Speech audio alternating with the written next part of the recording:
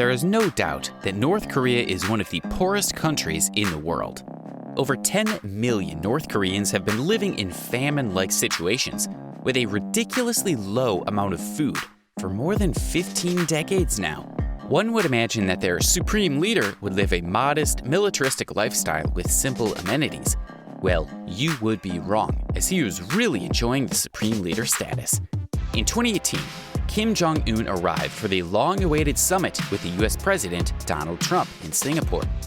He arrived on a vintage airplane called the Ilyushin IL, a $62 million jet operated by Koryo. This jet has a travel range of about 10,000 kilometers, 180 passenger seats, and a wingspan of 43.2 meters. The aircraft has been refurbished and has a 21st century interior.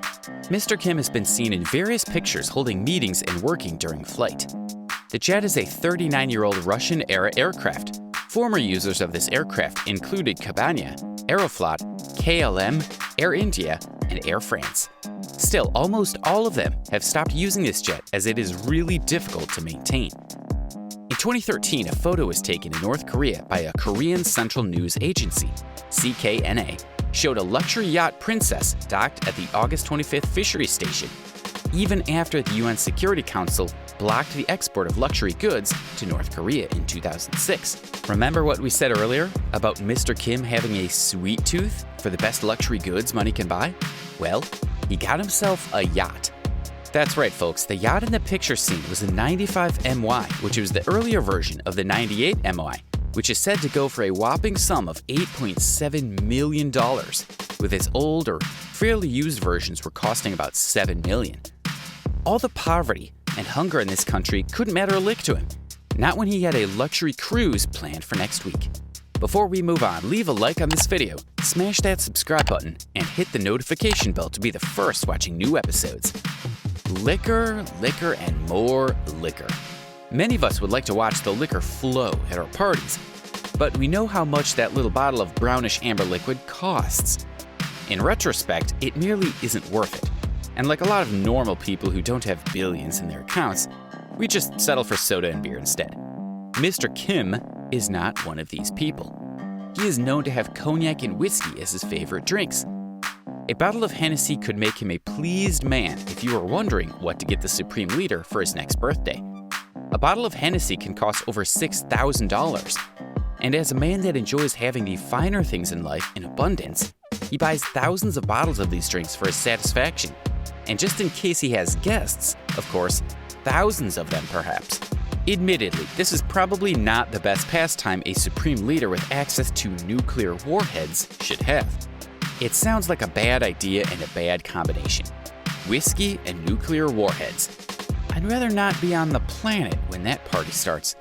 Money that could have been used to revive his country's failing economy is being used as funding his drinking festivals.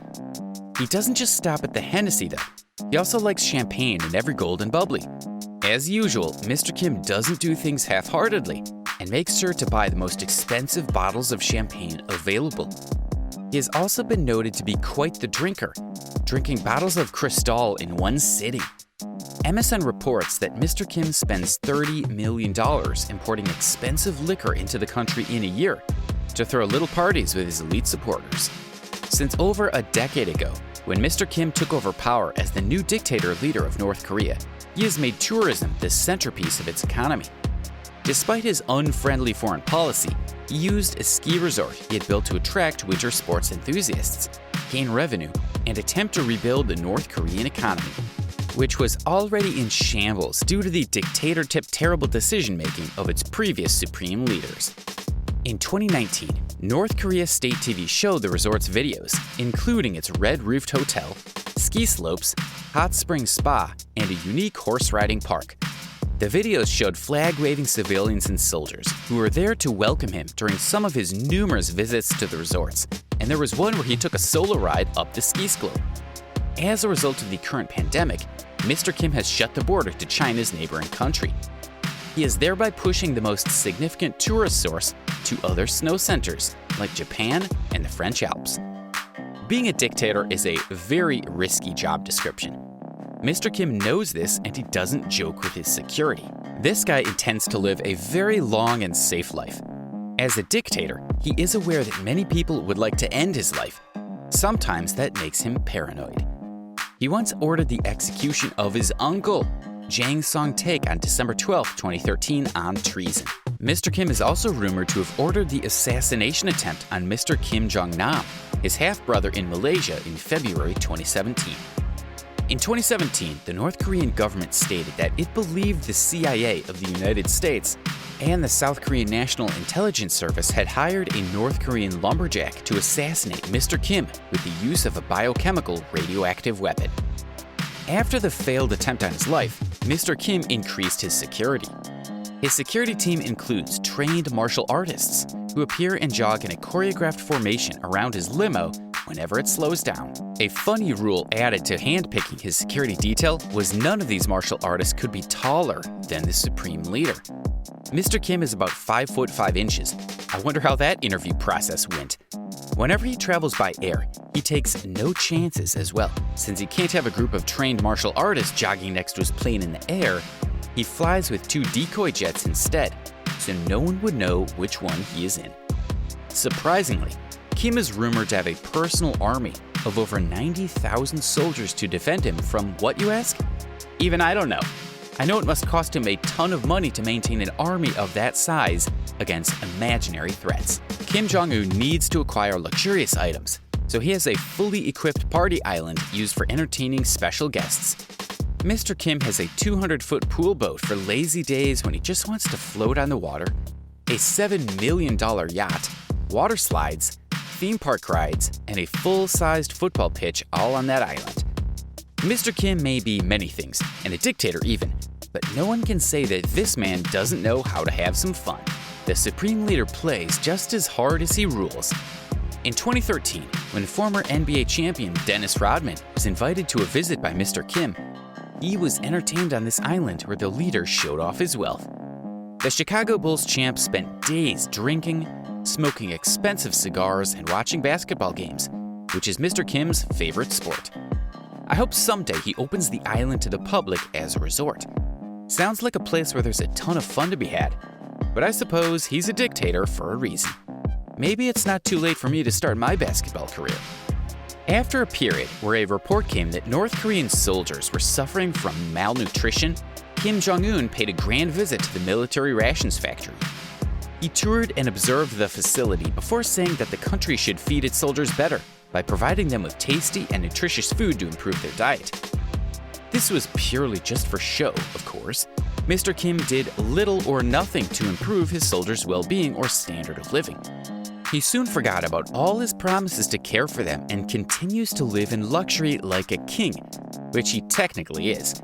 At the same time, millions of North Koreans starve and experience severe food shortages.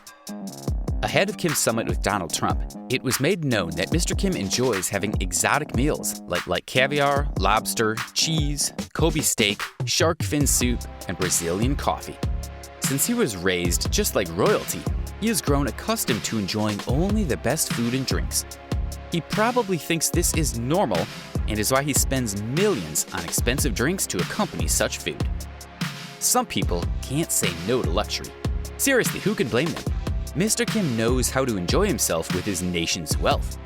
He has been seen with some of the most expensive luxury cars, like Mercedes used by world leaders, including the Maybach S62 and Maybach S600 Pullman Guard, which costs over $500,000 and $1.6 million each.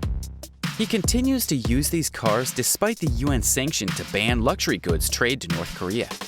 Despite the sanctions and the ban on exportation of luxury goods into North Korea, the dictator still manages to get his hands on them.